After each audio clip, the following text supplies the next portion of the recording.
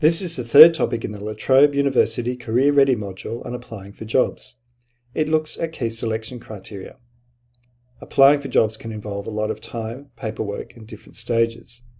Employers will be assessing your suitability and potential through the way your cover letter is written, what your resume includes and how it's put together, your responses to questions on application forms, how well you follow instructions, your performance in assessment centres, the way you come across in job interviews, and more. Throughout the process, you're giving employers information that they'll use to decide whether you are the best person for the job. At uni, analysing assessment criteria helps you to understand what lecturers are looking for. Addressing their specific requirements can help you get the best grade possible. Every job application you put together is like a uni assessment task, where getting a job offer is the best mark you can get. Key selection criteria tells us what employers are looking for. They're often listed in order of priority and sometimes list both essential and desirable job requirements. They outline the skills, abilities, knowledge, qualifications and experience required to do a specific job in a skilled and effective way. For example, an employer might ask for demonstrated organisational skills with the ability to work with competing deadlines, or high-level computing skills and proven experience with Excel, Word and Outlook. Employers use selection criteria to assess applicants' capabilities and skills, rate the quality of people's responses to individual selection criteria, compare applicants, create shortlists for interviews, check capabilities with referees, and make well-informed final decisions on the best person for the job. If you're seriously interested in a particular role, it's essential you decode all the key selection criteria. They're likely to include three elements: a qualifier, a competency, and something about a required behaviour. Firstly, a qualifier. This explains the level of skill needed.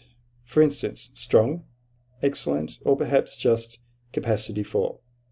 Secondly, a competency. This will be a work-related attribute, usually a soft skill, something like organisational skills, teamwork, or interpersonal skills. Thirdly, there will be something about behaviour, what the employer wants you to do, where and how the competency is to be used. You can use the three elements to decode what the employer really wants.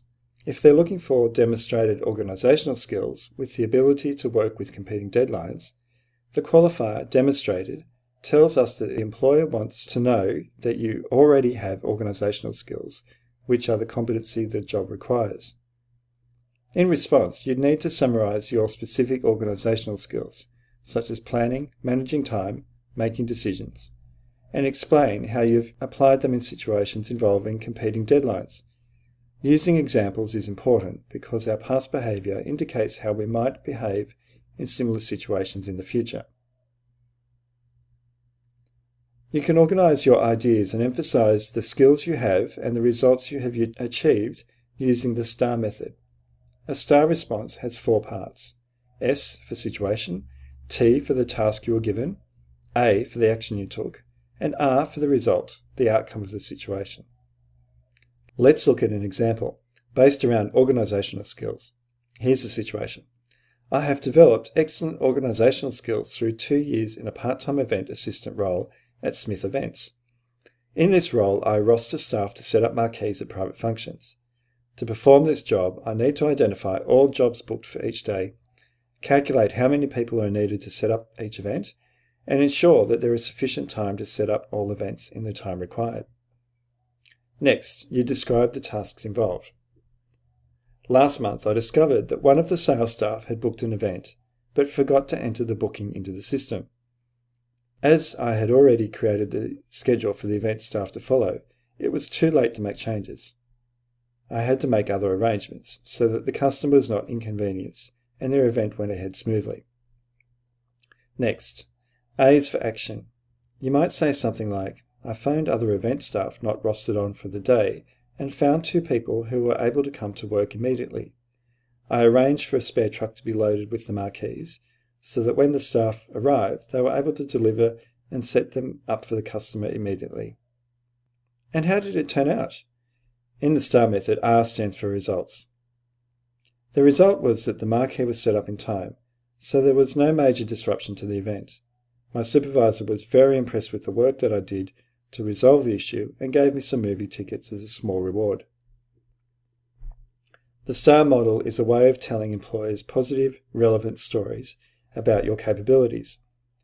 Use examples from related industry experiences such as placements, internships and paid employment if you can. Part-time work you've done at a supermarket, in a clothing shop, or in hospitality can show your skills and the way you contribute to workplace teams and services. Examples from university, sports, volunteering and extracurricular activities can be relevant too. All employers will have their preferred way of managing the recruitment process and the reasons for doing so.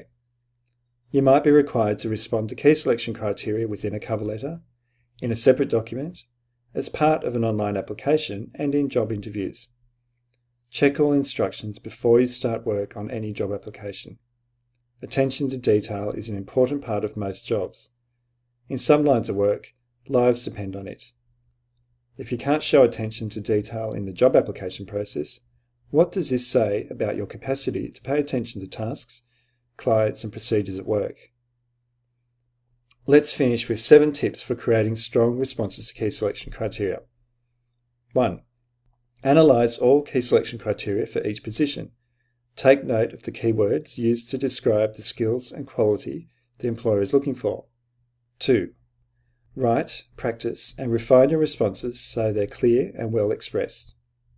3. Use the STAR method with a focus on the action you took and the results you achieved. 4. Explain how you meet the criteria using examples from a wide range of situations. 5. Keep it short, be concise, but use formal language. 6. Address all criteria and don't just focus on the areas you're strong on. And 7.